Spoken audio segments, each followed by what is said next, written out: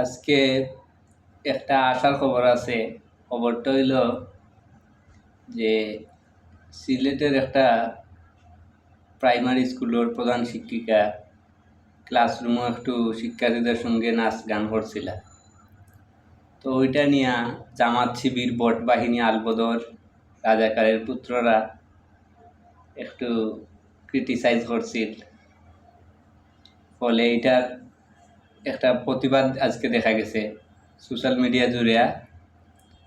আপনার সব শিক্ষিকা, বিভিন্ন প্রাইমারি স্কুলের শিক্ষিকা, এর বাদে লেখক, সাংবাদিক, শিল্পী, বুদ্ধিজীবী সমাজও এটার সংহতি প্রকাশ করিয়া ফেসবুক জুড়ে একটা প্রতিবাদ দেখা গেছে। তো এটা আসার খবর যে বিএনপি সরকার যতবারও আয় ক্ষমতা, তখন এই মৌলবাদীদের উৎপাত বাড়ি যায়।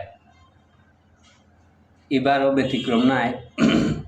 আর এই যে মোল্লা ইউনূসর সরকারের আমলও, মানে অন্তর্বর্তী সরকারের আমলও তো আরও এই মব বাহিনী, মব, জঙ্গি, মৌলবাদী, জামাত শিবির, রাজাকার, আলবদররা খুবই বারবার ছিল। তো 12 তারিখ ইলেকশনের পরে তাদের দৌরাত্ম্য কিছুটা কমছে, কিন্তু এখনও পুরাপুরি থাইমা নাই। তারা 2001 থেকে 6 সালও বিএনপি জামাত জোট সরকারের আমলও বিভিন্নভাবে মানুষজনকে নির্যাতন, হেনস্থা করছে। নারীদের এই রাস্তাঘাটে চলাফেরায় তাদের আপত্তি। এর বাইরে এই শিল্প সংস্কৃতির উপরে একটা মানে অঘোষিত একটা আছিল, বিধিনিষেধ প্রায় চলছিল। তো অনেক লেখক, শিল্পী, বুদ্ধিজীবীদের দেশ ছাড়তে দেখা গেছে। বিশেষ করে বাউল সম্প্রদায়ের লোকজনরে তারা হেনস্থা করছে, বিভিন্ন জায়গায় হামলা, নাটক, গান বন্ধ করছে জামাত শিবির। এগুলো পুরানা পত্রপত্রিকা ঘাটলেই এগুলো দেখা যায়। তো এবার তারা বিরোধী দল আছে, জামাত শিবির, রাজাকারের, এই আলবদরের দল। তো এরা এখন বিভিন্ন জায়গাতে একটু কিছু হইলেও তারা এই স্কুল কলেজেও গান বাজনা হইতে তারা সমস্যা, প্রাইমারি স্কুলও সঙ্গীত শিক্ষক নিয়োগ দিলে তারা সমস্যা। দুনিয়ার কোনো জায়গাতে এই ধরনের সমস্যা নাই। তারা এই মুসলমান, ইসলাম, মুসলমানিত্ব এইসব ধ্যান ধারণার কথা হইয়া মানুষের শিল্প সংস্কৃতি থেকে দূরে রাখতে চায়। কিন্তু মুসলমান প্রধান দেশ মালয়েশিয়া, ইন্দোনেশিয়া, এইসব দেশে গান বাজনা বাদে কোনো সমস্যা নাই। মালয়েশিয়ার পাঠ্যপুস্তক, ধর্মীয় শিক্ষা, সঙ্গীত শিক্ষা, বিজ্ঞান শিক্ষা সবই পাশাপাশি সমানতালে চলে। কিন্তু আমরা এখানে দেখা যায় মোল্লা গোষ্ঠী এই খালি ধর্ম শিক্ষার কথা কয়, আর কোনো শিক্ষা তার কাছে গুরুত্বপূর্ণ নাই। সঙ্গীত শিক্ষা হইলে তার সমস্যা, খিতা যে সমস্যা এটা তো আর হয় না, খালি হারাম হারাম।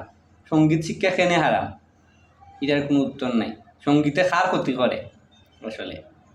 সঙ্গীতের ইয়াটা কি? সঙ্গীতের মাধ্যমে কি কাউরে খুন করা হয়? কোনো ইয়া তো বুঝি না।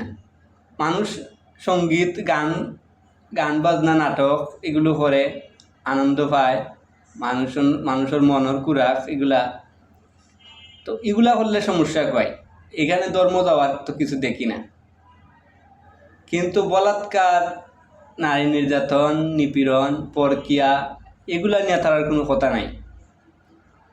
এগুলা নিয়ে চুপ। মাদ্রাসাগুলা এক প্রকার এই যৌন নিপীড়ন কেন্দ্র হয়ে দাঁড়িয়েছে, কিন্তু এগুলো নিয়ে কোনো আলাপ নাই। আরও দেখলাম কয়েকদিন আগে কিছু মোল্লার দল এটা তারা একটা সংবাদ সম্মেলন করছে, কয়েকগুলা নাকি অপপ্রচার। পুরা দেশও যেন একদম দর্শন, বলাৎকারের একটা মহোৎসব চলছে। এখানে মাদ্রাসার ছাত্ররা নিরাপদ নাই। এই যে শিশুদের বলাৎকার, দর্শন করা হয়, এর বাদে এরা এই গোষ্ঠী দায় মুক্তি দেওয়ার জন্য হয় মানে মিডিয়াগুলো নাকি এগুলো অপপ্রচার করে হুজুরদের বিরুদ্ধে। কত বড় জঘন্য একটা! মানুষের অপরাধ স্বীকার করে নিতে রাজি না এরা। মানুষ হিসেবে তো অপরাধ করতে পারে, কিন্তু এই অপরাধের বিরুদ্ধে তারা আলাপ নাই, বরং পক্ষপাতী করে। এই যে দায় মুক্তি দিতে চায় এই বলাৎকারীদের। তো এইসব বিষয়ে সরকারের একটু সচেতন হওয়া দরকার। আজকে আরেকটা জিনিস দেখলাম, এই যে বুরকিনা ফাসোর প্রেসিডেন্ট এই ইব্রাহিম ট্রাওরে উনি বলছে যে এই ওনার দেশে যারা শরিয়া চায় বা উগ্রবাদী মুসলমান মৌলানা তাদেরকে যেন দেশ থেকে চলে যাইতে বলছে, এরকম একটা নির্দেশনা দিচ্ছে, খুব কঠোর হয়েছে। এবং তিনি এইটাও কইছে যে উনি নিজে খুব ধর্মপ্রাণ মুসলমান, কিন্তু উনি শরিয়া শাসনের পক্ষে নাই। মানে খুব ক্লিয়ার কাট কথা যে উনি এখন মুসলমান, কোনো শরিয়া টরিয়া চলতো না, এখানে মানে আধুনিক ব্যবস্থায় রাষ্ট্র চলব। তো বাংলাদেশ ওই রকম একটা শাসক দরকার আসলে। এই যে কিছু হইলেও খালি সরিয়া সরিয়া আমরা 5 আগস্টের পরে দেখলাম এরা হইল এই যে এক্সপ্রেস ওয়ের নাম হজরত ইব্রাহিম আলাইসাল্লাম দেয়া দিল। এরপরে আরও বিভিন্ন বিশ্ববিদ্যালয়ের হলগুলোতে ইসলামীকরণ, এমনকি শাহজালাল বিশ্ববিদ্যালয়ের এই নারীদের হল বোধহয় হজরত ফাতেমা হজরত আয়েশার নামে আছে, করে লিছে এরা। মানে শহীদ জননী জাহানারা ইমামের নামে একটা হল হইতো আছিল, এটাও বানচাল করছে, হজরত খাদিজার নামে করে লিছে। তো এই রাজাকার আলবদর গোষ্ঠী এই দেশের শত্রু, মানুষের শত্রু, মানবতার শত্রু।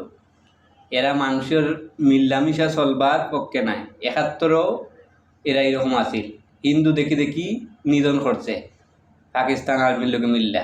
এখনও তারা নানাভাবে হিন্দু বিদ্বেষ বা অন্য সম্প্রদায়ের প্রতি বিদ্বেষ লালন করে। তো এরা লাগি ইব্রাহিম ট্রাওরের মতো একজন শাসক দরকার, যে হুঙ্কার দেওয়া হইতে পারবো যে এই দেশেও কোনো শরিয়াপন্থীর স্থান নাই, উগ্রবাদী মোল্লার স্থান নাই। এখন ব্যাপারটা হইল ইসলাম আর উগ্রবাদ এক জিনিস নাই। এখন ইসলাম পালন করা মানুষের, কেউ যদি মনে করে যে ইসলাম ধর্ম পালন করব বা হিন্দু ধর্ম পালন করব, এটা তার ব্যক্তিগত বিষয়। এটা বাধা দেওয়া কারো উচিত নাই। রাষ্ট্র এটা মানুষের ধর্ম পালনের অধিকারটা সংরক্ষণ করব, তারা নিরাপত্তা দিব যাতে নিরাপদভাবে ধর্ম পালন করতে পারে। কিন্তু ধর্ম পালন আর উগ্রবাদ, মৌলবাদ, জঙ্গিবাদ তো এক জিনিস নাই। এটা ইব্রাহিম ট্রাওরের কথার মধ্যে পাওয়া যায়। ইব্রাহিম ট্রাওরে হয়েছে যে শুধু উগ্রবাদ, জঙ্গিবাদ এবং এই যে শরীয়তপন্থী যারা, মানে এই যে শরিয়ার আলাপ দেয় যারা, এরা হইল খাস জঙ্গি, মৌলবাদী গোষ্ঠী। তো এরার বিরুদ্ধে একটা অ্যাকশন নেওয়া দরকার। এটা আমরা যে দেশের বিএনপি সরকার বা তারেক রহমান এই টাইম যদি এই ধরনের একটা কঠিন হুঙ্কার দেয়, আমরা জনগণ তাইনের সাথে আছি। তো আশা করবো আমরা যে বিএনপি অতীতর বিভিন্ন সময় তাকে শিক্ষা লইয়া এই যে উগ্রবাদকে প্রশ্রয় না দেয়া, এদের বিরুদ্ধে একটা কঠোর ব্যবস্থা নিত। এই উগ্রবাদ, জঙ্গিবাদ, এই মৌলবাদ, সাম্প্রদায়িকতাবাদকে যদি নির্মূল না করা যায় তাইলে দেশের উন্নতি সম্ভব নয়। এরা দেশের পিছনের দিকে টানে, এটা দেখা গেছে। এবং বিএনপিরও এরা নষ্ট করছে। 2001 থেকে 6 সাল পর্যন্ত ওই যে জঙ্গি হামলা, বোমা হামলা, এটা সেটা কইরা সুফিদের আক্রমণ, এটা কিন্তু আবার ইউনূসের আমল এটা শুরু হয়েছে। এরা দেশের একটা মাজারও রাখছে না, 450 মতো মাজার ধ্বংস করছে এই জঙ্গি গোষ্ঠী। এর বাইরে বাউলদেরকে ধর্ম অবমাননার মামলা দেয়া, এই অনেকে তো কারাগারে রাখছে, কেউ নানাভাবে হেনস্থা করছে। আমরা দেখলাম মানিকগঞ্জ এই কয়েকজন বাউলরে লাইটটাইয়া পানির মাঝে ফেলাই দিছে, পানিতে ফেলাইও ডিল মারতে দেখলাম। নৃশংসতার কোনো বর্বরতা, নৃশংসতার কোনো শেষ নাই। এরা মানে মোল্লা মানেও যেন বর্বর, এরকম একটা পরিচয় এরা দাঁড় করাই দিছে। আবার কিছু হইলেও হয় ইসলাম বিদ্বেষী, কিন্তু মানুষ তো ইসলাম বিদ্বেষী নাই। মানুষ হইল উদারবাদী ধর্ম চর্চার পক্ষে। বরং এই যে ধর্মের নামে লাশ জ্বালাইয়া দেওয়ার পক্ষে কেউ নাই। ধর্মের নামে একজন পীররে তার খানকার মধ্যে গিয়া হামাইয়া হত্যা করার নাম তো ইসলাম নাই। একজন হিন্দু ধর্মের একজন যুবকরে আগুনিত ফালাইয়া মারার নাম তো ইসলাম নাই। এইরকম যদি ইসলাম হয় যে মানুষের জ্বালানি, একটা হিন্দু ধর্মের একটা ছেলেরে জ্বালানি, আগুনিত ফালাইয়া জ্বালানি, একজন সুফির লাশ তুললে যদি জ্বালানির নাম ইসলাম হয়, পীর শামীমটা যদি তার গড় হামাইয়া হত্যা করার নাম ইসলাম হয়, তাইলে তো এই ধরনের ইসলাম তো মানুষে গ্রহণ করতো না। বা ইসলাম এই ধরনের বললে তো আমি জানি না, আমার যতটুকু ধারণা এই ধরনের ইসলামে এই ধরনের কিছু হওয়া নাই। তো যারা এই ধরনের বানোয়াট ইসলাম নিয়ে হাজির হয়েছে, এরার বিরুদ্ধে শাস্তিমূলক ব্যবস্থা নেওয়া জরুরি এবং মুসলমানদের, বাংলাদেশের ধর্মপ্রাণ মুসলমানদের ঐক্যবদ্ধ হওয়া জরুরি। কেননা এরা দেশটা ধ্বংস করব। এবং আমাদের প্রধানমন্ত্রী তারেক রহমান যেন এই যে উগ্রবাদী, মৌলবাদী, জঙ্গিবাদী গোষ্ঠীর বিরুদ্ধে ইব্রাহিম ঠাউরের মতো একটা কঠিন হুঙ্কার দেয়, আমরা এই প্রত্যাশা করি।